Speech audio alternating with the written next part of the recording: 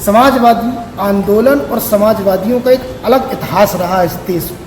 कई लोगों ने हमसे कही, और ये बिल्कुल सच बात भी है, कि उतना मजबूत संगठन हमारा नहीं है। मुद्दा हमारा जो जनता का मुद्दा है वही समाजवादी पार्टी का मुद्दा है। मध्य प्रदेश में कई दफ़ा बाई इलेक्शन जीत चुकी है, चाहे वो पन्ना की बात हो और चाहे लास्ट बॉर्डर बालाघाट की।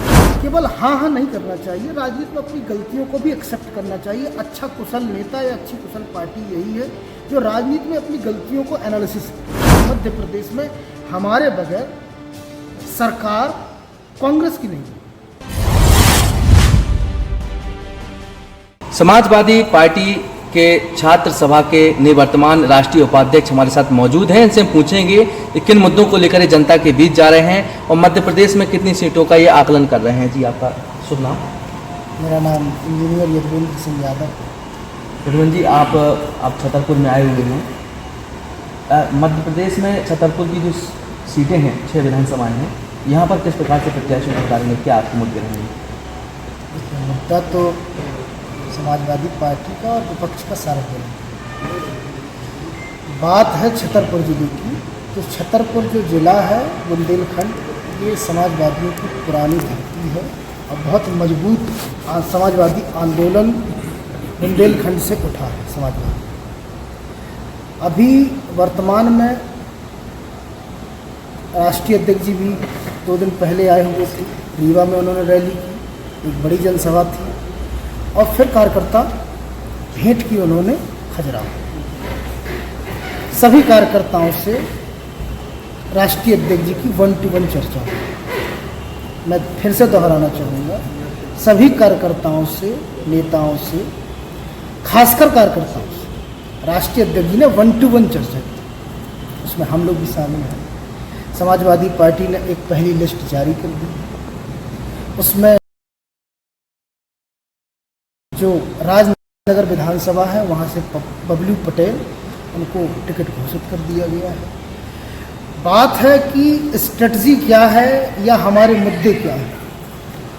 मुद्दा हमारा जो जनता का मुद्दा है वही समाजवादी पार्टी का मुद्दा है। कुछ भी बताने की जरूरत नहीं है कि समाजवादी पार्टी का क्या प्रीवियस में क्या काम रहा है।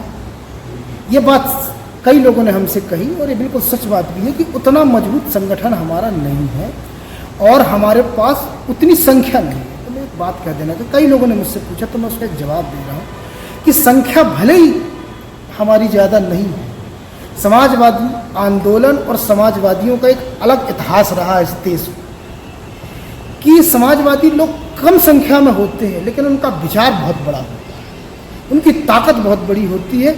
एक व्यक्ति समाजवादी आंदोलन का वो कई लाखों लोगों को प्रभावित कर सकता है अपनी एक बात से। तो भीड़, शक्ति प्रदर्शन, ये तो सत्ता का काम है जो कि भाजपा भरपूर कर रही है। समाजवादी पार्टी उत्तर प्रदेश में जिस प्रकार से मजबूती में आ रही है, मध्य प्रदेश में क्या समीकरण है आपका? देखिए, हम लोग तो लोकतंत्र बचाने के लिए दुनिया के सबसे बड़े लोकतंत्र के सबसे बड़े प्रदेश में हम बहुत ताकत से सत्ता का विरोध कर रहे हैं, और तानाशाही सत्ता, वहाँ हम लोग अपना भरपूर काम कर रहे हैं। बात रही मध्य प्रदेश की, तो कुछ लोगों को जानकारी कम है। समाजवादी पार्टी मध्य प्रदेश में कई दफ़ा बाई इलेक्शन जीत चुकी है, चाहे वो पन्ना की बात हो और चाहे लास्ट बॉर्डर बालाघाट की बात हो। हम बाई इलेक्शन भी जीते। समाजवादी पार्टी का जो यथा उचित संगठन है, क्योंकि हम लोग जो है वैचारिकी पे काम करते हैं, काडर बेस्ड पार्टी है हमारी, तो हम उस लेवल पर काम कर रहे हैं। लेकिन उत्तर प्रदेश जितना मजबूत संगठन हमारा नहीं है, वो हमारी कमजोरी है, या कहिए प्रीवियस में कुछ हमसे गलतियाँ हुई हैं। क्योंकि राजनीति में केवल हाँ नहीं करना चाहिए, राजनीति में अपनी गलतियों को भी एक्सेप्ट करना चाहिए। अच्छा कुशल नेता या अच्छी कुशल पार्टी यही है जो राजनीति में अपनी गलतियों को एनालिसिस करे। तो ये बात हम मानते हैं। आने वाले समय में समाजवादी पार्टी का बहुत मजबूत संगठन होगा। लेकिन फिर से वही बात कहना चाहता हूँ कि हम वैचारिक पार्टी, शक्ति प्रदर्शन और एक तरीके से जो आज का वर्तमान राजनीति का परिदृश्य है कि लोगों को एक माहौल दिखाया जाता है, उस पर हम बिलीव नहीं करते। हम विचार पर काम करते हैं। मध्य प्रदेश में हमारे बगैर, मैं बड़े जिम्मेदारी से बात कह रहा हूँ, जो मेरे राष्ट्रीय अध्यक्ष जी कहते हैं, मैं वही बात कह रहा हूँ कि मध्य प्रदेश में हमारे बगैर सरकार कांग्रेस की नहीं। और ये भी गठबंधन को लेकर क्या कहेंगे? गठबंधन पे यही कहेंगे कि हमने 2003 के मॉडल पे, जैसे प्री पोल अलायंस पहले बना था यूपीए का, वो हमने उसका न्यू वर्जन लेके इंडिया अलायंस हमारा बना हुआ है। हम समाजवादी पार्टी के लोग इंडिया अलायंस के साथ मजबूती के साथ खड़े हैं और हम लोग सरकार भी बदलेंगे केंद्र की। और राज्य की रही बात, जो आप मुझसे कह रहे हैं गठबंधन की बात है, तो हमने 7 सीटें अपनी घोषित की।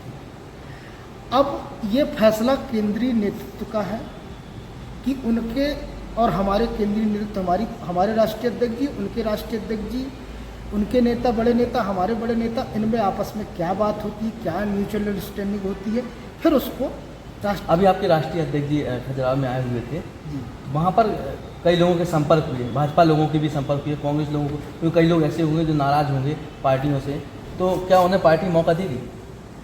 ये तो देखिए, राजनीति में सबके लिए दरवाजे खुले हुए हैं। राष्ट्रीय अध्यक्ष जी इसी मंशा से आए ही थे। उनका पहले प्रोग्राम में प्रस्तावित था कि कार्यकर्ताओं से भेंट करेंगे, नेताओं से भेंट करेंगे। स्वाभाविक है कि जब इतना बड़ा देश का कोई लीडर आएगा तो कई दल के लोग मिलेंगे, जाएंगे, और हमारे तो दरवाजे खुले थे, हमने सबसे बात की है। और इंडिया अलायंस के साथ हम मजबूती के साथ खड़े हुए हैं। अब ये कांग्रेस को तय करना है कि जो हम चाहते हैं वो कांग्रेस हमें दे या हम, क्योंकि हमने बहुत बड़े मन के साथ, बहुत बड़े दिल के साथ राजनीति की, गठबंधन का धर्म निभाया।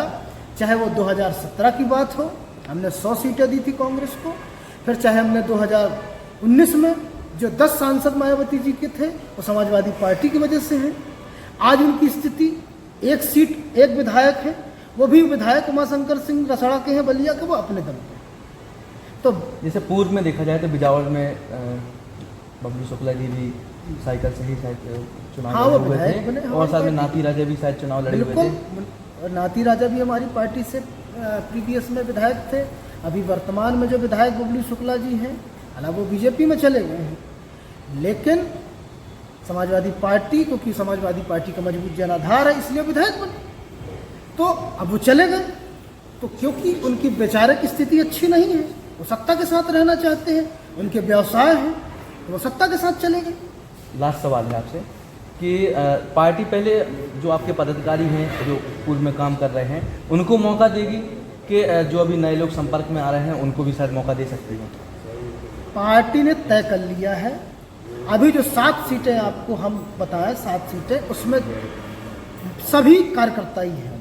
पहले कार्यकर्ता को मौका रहेगा, लेकिन अगर कहीं कोई मजबूत व्यक्ति है प्रदेश में, तो अगर वो जीतने वाला है और हमारी स्थिति वहाँ थोड़ी हमारे कार्यकर्ता की कमज़ोर है, तो हम उनको ही मौका देंगे। तो अभी हमारे साथ मौजूद थे समाजवादी पार्टी के राष्ट्रीय उपाध्यक्ष यादवेंद्र सिंह जी। उन्होंने तमाम मुद्दे बताए हैं कि समाजवादी पार्टी किन मुद्दों को लेकर जनता के बीच जाएगी और साथ में पहले किन्हें मौका देगी, पार्टी के लोगों को मौका देगी कि जो लोग संपर्क में हैं उनको मौका देगी। वेब टाइम के लिए विनोद मिश्रा की रिपोर्ट।